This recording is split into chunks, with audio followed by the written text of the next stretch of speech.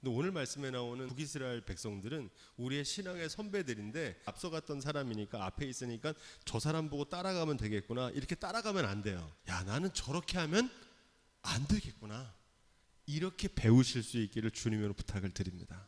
이스라엘 나라를 하나님께서 축복하셔서 열매 맺는 무성한 포도나무 같이 되게 하신 줄로 믿습니다. 자, 그런데 문제는 그 다음입니다. 그 열매가 많을수록 재단을 많게 하며 그 땅이 아름다울수록 주상을 아름답게 하도다, 이렇게 말합니다. 이스라엘에게 땅을 주신 분이 누굽니까? 하나님이시잖아요. 땅은 원래 하나님의 것인데 하나님께서 주셨죠. 그리고 그들에게 열매를 주신 분이 누굽니까? 하나님이시잖아요. 열매 맺게 하신 분이. 열매를 많이 맺을수록 하나님께 감사하고 땅이 아름다워질 수 있도록 하나님께 영광을 돌려야 되는데, 땅이 아름다워지고 열매가 풍성할수록 뭐 했다는 겁니까? 우상을 더 아름답게 만들고 더 우상의 제단을 많이 쌓는데 힘을 쏟았다는 얘기입니다. 돈이 많아지자 자기를 위한 우상을 더 많이 더 아름답게 만드는 일에 돈을 쏟아 부었다. 왜 이런 일이 벌어지느냐? 하나님께서 이스라엘을 번성하게 하신 것이라는 사실을 잊어버렸기 때문에 그럽니다. 은혜를 잊어버렸기 때문에 그래요. 형통하고 번영하는 것은 하나님이 주는 축복인 줄로 믿습니다. 하나님 주시는 거거든요. 근데 그 다음이 중요해요. 잠언서 30장 7절에 보면 아굴의 기도가 나오죠. 나로 너무 가난하게도 마옵시고 부하게도 마옵소서. 왜 그렇습니까? 내가 너무 배불러서 하나님을 모른다, 여호와가 누구냐 할까 하오며, 너무 부유해지면 하나님이 안 보이는 거예요. 번성케 하시고 형통하게 하신 하나님이 안 보이는 거예요. 착각을 해요. 내가 열심히 노력하고 내가 유능해가지고 이 모든 것을 얻었다고 생각합니다. 그러면서 뭐 하는데 쓰는 거예요? 하나님이 주신 땅과 열매의 풍성한 소출을 가지고 더 많은 우상과 제단을 쌓는데 사용하는 겁니다. 물질적인 번영이요, 정신적인 타락으로 이어집니다. 육체의 소욕과 성령의 소욕은 반비례한다. 성령을 쫓으면 육체의 소욕이 멀어지게 되고, 육체의 것을 자꾸 쫓으면 어떻게 돼요? 성령으로부터 멀어지게 되는 거예요. 지금 북이스라엘이 그랬다는 겁니다. 2절 말씀, 저희가 두 마음을 품었다, 이렇게 얘기합니다. 이스라엘의 우상 숭배는 잘 보십시오. 우상만 섬긴 게 아닙니다. 두 마음을 품은 겁니다. 하나님과 재물을 겸하여 섬기려고 했습니다. 이게 북이스라엘의 우상 숭배입니다. 하나님도 섬기고 하나님과 동급으로 뭐를 섬기는 거예요? 물질도 섬기는 거예요. 우상도 동일하게 섬기는 겁니다. 겉으로 봐서는 북이스라엘 사람들이 믿음을 계속 잘 지키는 줄 알아요. 근데 이들의 마음속에는 어떻습니까? 두 마음을 품었다는 겁니다. 거기에 대해서 죄를 받게 될 거다. 하나님 어떻게 하십니까? 그 제단을 쳐서 깨치시며 그 주상을 헐으시리라. 원어를 살펴보니까 주상의 목을 꺾어 놓겠다는 겁니다. 박살을 내시겠다는 겁니다. 그 우상을. 왜 그렇게 하시냐? 진짜 하나님이 누구신지를 깨닫게 하시겠다는 겁니다. 주신 분께서 거두시겠다는 겁니다. 맡기신 분께서는 빼앗기도 하시는 줄로 믿습니다. 호세아 4장 7절에 이미 분명하게 얘기했어요. 뭐라고 말씀하셨냐면, 저희는 번성할수록 내게 범죄하니, 따라해 보겠습니다. 내가 저희의 영화를 변하여 욕이 되게 하리라. 아멘. 원래 하나님께서 그 이스라엘 백성들을 어떻게 하려고 그랬어요? 영광스럽게 하려고 그랬단 말이에요. 하나님 잘 섬기는 사람을 하나님께서 어떻게 축복하시는지를 영광스럽게 나타나기를 원하셨어요. 그래서 야, 나도 저 사람처럼 정말 별 볼 일 없는 인생인데 하나님을 잘 섬기고 경외하면 하나님께서 이 가정을 이렇게 복되게 하신 것처럼 우리 가정도 복되게 하시겠구나, 그런 본보기가 되게 하시려고 세우셨단 말이에요. 그런데 그 하나님을 잊어버리고 그 영화를 주신 하나님을 잊어버리니까 어떻게 됐어요? 그가 번성할수록 뭐 했다는 거예요? 범죄했다는 거예요. 그래서 하나님께서 어떻게 하셨냐? 그의 영화를 변화하여 욕이 되게 하겠다는 겁니다. 지금 북이스라엘이 그렇게 된 겁니다. 하나님께서 그 땅과 열매를 복에 복을 더하셨더니 열매 맺는 무성한 포도나무가 되었는데 번성할수록 범죄해가지고 하나님께서 그 영화를 빼앗으시겠다는 거예요. 그것도 은혜입니다. 그래서 다시 하나님이 하나님이시구나 라는 사실을 깨닫게 하기를 원하신 줄로 믿습니다. 사실은 일용할 양식을 주시는 게 복이에요. 너무 부자 되는 것도 복이 아닙니다. 번성하고 부유하면 좋을 것 같잖아요. 대부분 이렇게 돼요. 날마다 필요한 것들로 채우시는 축복이 저와 여러분 가운데 있기를 주님으로 부탁을 드립니다. 그런데도 하나님께서 특별한 복을 주시는 사람이 있어요. 그럼 뭐 하라고 주시는 겁니까? 네, 하나님의 영광 위에서 선용하라고 주시는 거예요. 많아지면 어떻게 하면 되냐면 나누면 돼요. 3절 말씀 이렇게 말합니다. 우리가 여호와를 두려워하지 아니함으로. 하나님을 두려워하는 걸 뭐라고 그럽니까? 한마디로 하나님을 경외하는 거잖아요. 하나님을 경외하는 거에 반대는 뭐 하는 거예요? 멸시하는 겁니다. 깔보는 거예요. 그러면서 뭐라고 얘기하냐면 우리에게 왕이 없거니와 왕이 우리를 위하여 무엇을 하리오 이렇게 말합니다. 이스라엘의 왕이 누굽니까? 하나님께서 왕이시고 통치자거든요. 근데 지금 북이스라엘 백성들은 뭐라고 그러냐면 왕이 없다는 거예요. 우리한테는. 그리고 왕이 있어도 우리에게 해줄 수 있는 게 없다는, 왕 필요 없다는 겁니다. 그 말 속에 담긴 뜻은 뭡니까? 우리 스스로가 왕 노릇하겠다는 거예요. 예수 그리스도 할 때 이 그리스도가 무슨 뜻이라고 했습니까? 이 그리스도가 왕이라는 뜻입니다. 왕. 교회의 머리가 누구십니까? 예수 그리스도시잖아요. 몸된 교회가 그분의 뜻대로 해야 되는데 머리 되신 그리스도의 뜻대로 하질 않는 거예요. 오늘도 감리교회 입법의회라고 2년마다 열리는 감리교회 법을 정하는 날입니다. 감독 선거로 10년 동안 계속 문제가 되니까 이번에 제비뽑기안이 올라왔어요. 그래서 그걸 투표를 했습니다. 어떻게 됐을 것 같으세요? 부결됐어요. 뭘 결정한 거냐면 선거 방법을 결정한 게 아니에요. 하나님의 통치에 따르지 않기로 결정한 거예요. 제비 뽑는다는 건 뭐 하는 겁니까? 하나님의 결정권을 묻는 거잖아요. 누구에게? 그분이 그리스도니까, 왕이니까. 우리가 지난 시간에 배웠죠. 왕과 방백들을 뽑을 때 어떻게 했다는 거예요? 묻지도 않고 관여하지도 못하게 한 거예요. 하나님께 불순종하는 이유가 있습니다. 그거는 하나님을 경외하지 않기 때문에 그래요. 그분의 뜻대로 하는 게 더 좋다는 걸 모르는 겁니다. 하나님께 물으면 하나님께서 좋은 사람 정하실까요? 못 정하실까요? 저는 정하신다고 믿거든요. 근데 그 믿음이 없는 사람들은 어떻게 해요? 묻지 않아요. 그리스도 없는 교회와 가정도 똑같습니다. 목자 잃은 양떼의 모습이 그렇습니다. 4절 말씀 함께 읽어보겠습니다. 하나님을 경외하지 않는 사람들의 특징은 뭘로 나타나냐면 말로 나타납니다. 말로. 헛된 말을 하며 거짓 맹세를 한다는 겁니다. 이 헛된 말이라고 하는 거는 거창하게 말만 번지르하게 하는 겁니다. 거짓 맹세. 이건 뭐냐면은 허풍과 허세를 말합니다. 사무엘상 2장 2절로 3절에 보면 사무엘을 낳게 된 이후에 한나가 이렇게 기도합니다.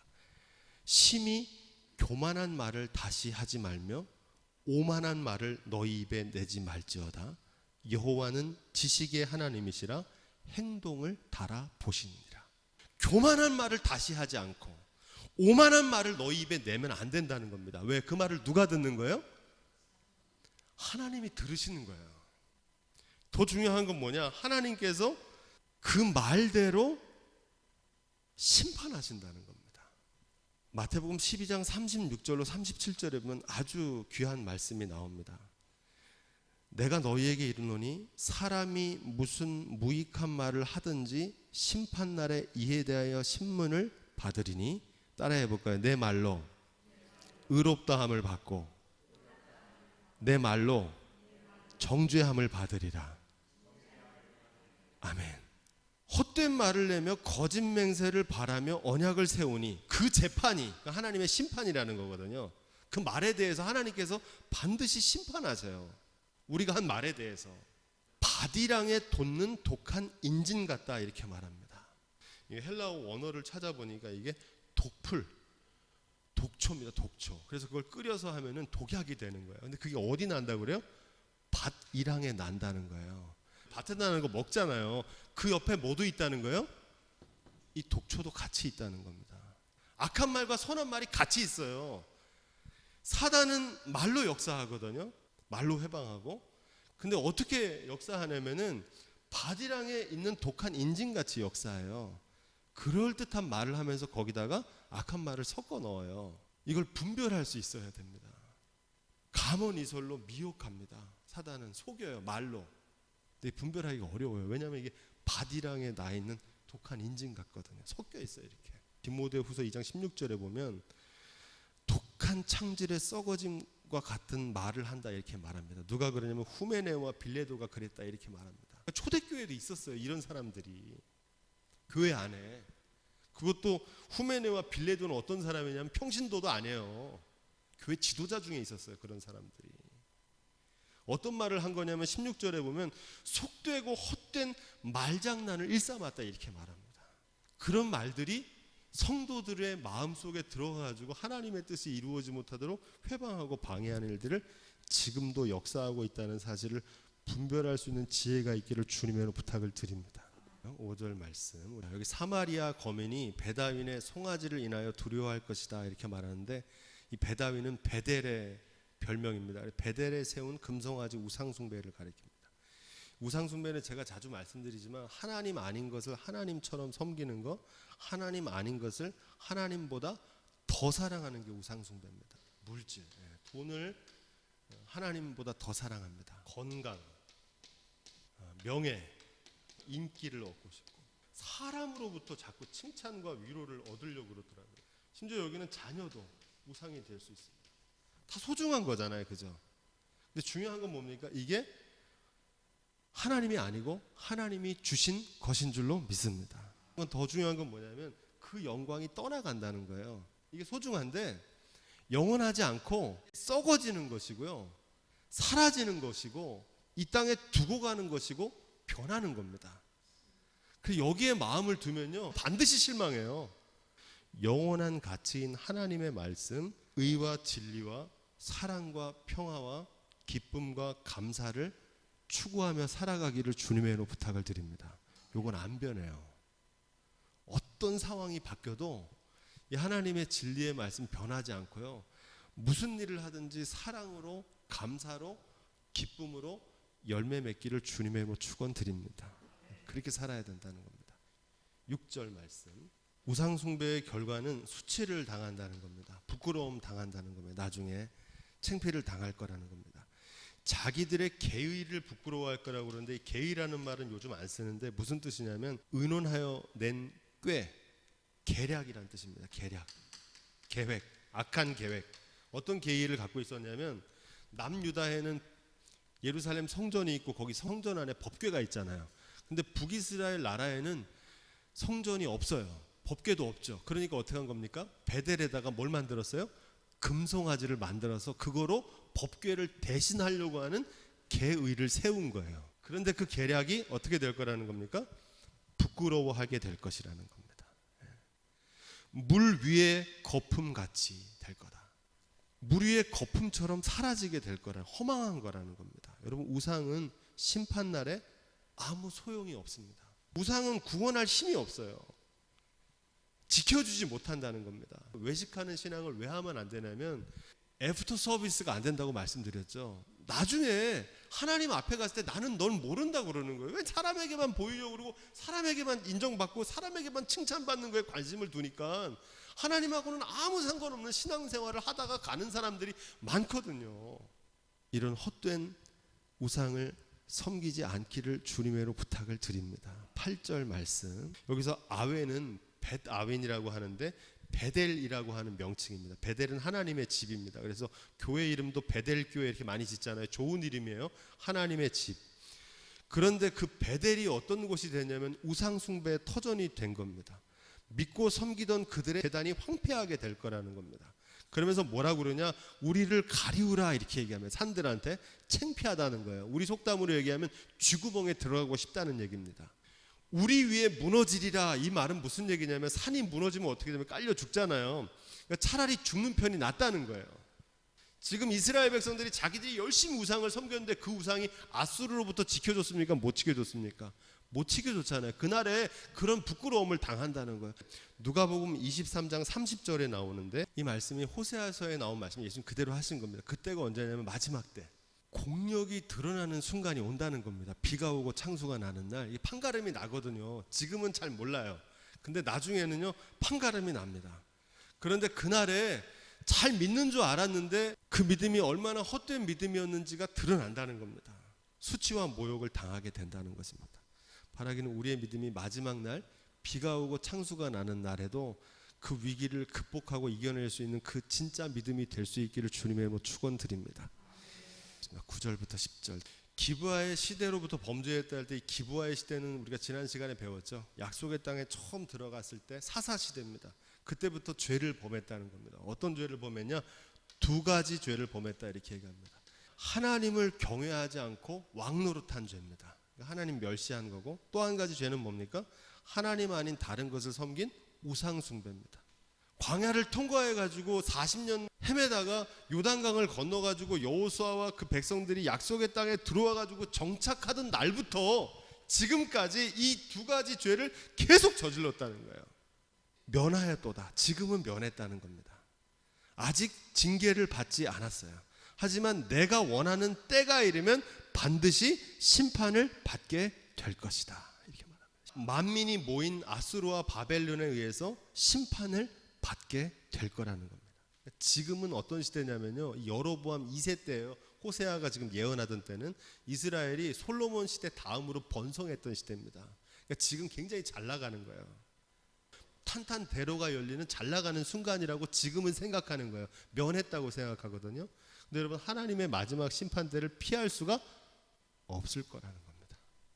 너 앞에 갔던 사람, 너 똑같이 따라가면 너도 그 전철을 밟게 될 거라는 그 얘기를 하고 있는 겁니다. 사필귀정이라는 말이 있습니다. 사필귀정. 처음에는 시비와 곡직을 분명하게 가리지 못해서 그릇하게 되더라도 모든 일의 결국에 가서는 반드시 바르게 정의로 돌아간다는 겁니다. 사필귀정. 굉장히 성경적인 말이라고 생각하는데 고린도전서 13장 12절에 보면 이렇게 되어 있습니다. 우리가 이제는 거울로 보는 것 같이 희미하나. 지금은 희미하게 보이는 거예요. 하나님이 하시는 일이 희미하게 보이거든요. 그런데 그때는 얼굴과 얼굴을 대하여 볼 것이고, 지금은 부분적으로 알지만 그때는 주께서 나를 아신 것 같이 내가 온전하게 알리라. 반드시 드러난다는 거예요. 공력이 드러나게 돼 있어요. 11절 12절 말씀, 마치 길들인 암소 같아서 곡식 밟기를 좋아하나 이렇게 말합니다. 그 말은 무슨 뜻이냐면 하나님께서는 이스라엘 백성들이 하나님 말씀에 잘 순종하는, 충실하게 일을 하면 그 곡식을 주워 먹을 수 있도록 풍성한 열매를 먹이시는 하나님이신 줄로 믿습니다. 그렇게 하셨다는 거예요, 이스라엘에게. 근데 야박한 주인들은 어떻게 합니까? 곡식을 떠는 소에게 망을 씌우는 사람 있잖아요. 하나님 그런 분이 아니에요. 일을 시켰으면 대가를 줘야 되잖아요. 그렇죠? 하나님은 그렇게 북이스라엘에게 공급해 주셨는데, 보상과 축복을 주셨는데, 불순종해서 하나님을 떠남으로 인해서 아수르와 바벨론에 뭐가 된 겁니까? 노예가 된 겁니다. 그래서 내가 그 아름다운 목에 멍에를 메우고 그 위에 사람을 태우리니 유다가 밭을 갈고 야곱이 흙덩이를 깨뜨리리라. 아멘. 이게 무슨 얘기냐면 선한 목자 되신 주님을 저버리고 이제 악독한 바벨론과 아수르의 노예가 될 거라는 얘기입니다. 12절 말씀해 보니까 너희가 자기를 위하여 의를 심고 긍휼을 거두라. 지금이 곧 여호와를 찾을 때니 너희 묵은 땅을 기경하라. 마침내 여호와께서 임하사 의를 비처럼 너희에게 내리시리라. 이게 무슨 얘기냐면 하나님께서 묵은 땅 갈아엎으라는 거예요. 지금이라도. 그리고 거기다가 하나님의 뜻인 의를 심고 긍휼을 거두라는 겁니다. 회개하는 자에게 긍휼을 베푸시는 하나님이신 줄로 믿습니다. 다시 회복시키겠다는 거예요. 하나님은 심판이 목적이 아니에요. 하나님은 깨닫고 돌아오기를 원하시지 망하기를 바라지 않아요. 이스라엘 백성들이 멸망하는 게 아니라 복 주시기를 원하시는 줄로 믿습니다. 문제는 하나님이 문제가 아니에요. 제가 작년에 미국의 나야가라 폭포에 갔었잖아요. 가니까 너무 멋있더라고요. 그래서 거기서 막 눈물이 날 정도고 찬송이 막 나왔어요. 주님의 높고 위대하심을 내 영혼이 찬양하네. 근데 그 나야가라에 어떤 일이 벌어지냐면 그 멀리까지 와가지고 그 아름다운 폭포에서 자살하는 사람도 있어요. 누구 잘못입니까? 그게 나야가라가 잘못한 겁니까? 그 나야가라가 문제가 있는 거예요? 그러니까 하나님께서는 이스라엘을 구원하기를 원하시는데 그 구원을 깨닫지 못하기 때문에 그런 일이 벌어진다는 겁니다. 묵은 땅을 기경한다는 말이 중요한데 창세기 3장 23절에 보면 여호와 하나님이 에덴 동산에 그 사람을 내어 보내며 그의 근본된 토지를 갈게 하셨다 이렇게 말합니다. 뭘 갈게 하셨다고 그래요? 토지, 흙을 갈게 하셨다는 거예요. 왜 그렇게 하셨을까요? 내가 흙이구나. 그거를 깨닫기를 원하신 겁니다. 하나님이 징계하시는 건요, 본래 흙에서 지음받은 존재임을 깨달아서 회개하고 돌아올 기회를 주신 줄로 믿습니다. 하나님께서 징벌하시는 것도 미워서 하시는 게 아니에요. 깨닫고 돌아오기를 원하시는 거예요. 13절 말씀, 내 길과 내 용사의 많음을 의뢰하였다. 메시지 성경에 이렇게 되어 있습니다. 너는 내 힘을 믿었으며 무기와 사람의 힘을 자랑했다. 여러분 구약 성경에 보면은 역대상 21장 1절로 3절에 보면은 다윗이 인구 조사하는 일이 나옵니다. 근데 잘 이해가 안 돼요. 다윗이 인구 조사했는데 하나님께서 이 다윗의 인구 조사한 거를 징계하십니다. 화를 벌컥 내시면서 그 내용을 제가 잠깐 소개해드리면 사단이 일어나 이스라엘을 대적하고 다윗을 격동하여 누가 그랬다는 거예요? 사단이 다윗을 격동했다는 거예요. 그래서 어떻게 했냐? 이스라엘을 계수하게 한지라. 이스라엘을 왕이니까 전쟁에 나갈 사람들이 몇 명쯤 되고 군비가 어느 정도 되는지 성은 크고 강한지 이거 계수할 수 있잖아요. 그죠? 그랬는데 그게 하나님 보시기에 합당하지 않았다는 겁니다. 요압이 가로되 여호와께서 그 백성을 지금보다 100배나 더하시기를 원하나이다. 내 주 왕이여 이 백성이 다 주의 종이 아니니까. 따라해 보겠습니다. 내 주께서 어찌하여 이 일을 명하시나이까? 어찌하여 이스라엘로 죄가 있게 하시나이까? 아멘. 이게 무슨 얘기냐면요, 지금 다윗이 그 번성한 나라를 이룬 거는 자기가 이룬 게 아니잖아요. 그죠? 누가 주신 겁니까? 하나님이 주신 건데 그걸 자기가 계산하고 있는 거예요. 계수하면서.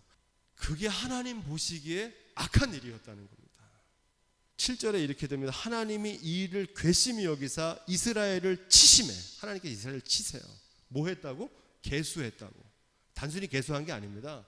하나님이 주신 건데 그걸 감사해야 되는데 자기가 이거 한 것처럼 해가지고 이제 어떻게 하면 더 나라를 부강하게 할까? 자기가 이룬 것처럼 생각해서 하나님 치신 거예요. 그것을 보고 다윗이 뭐라고 얘기하면 이렇게 말합니다.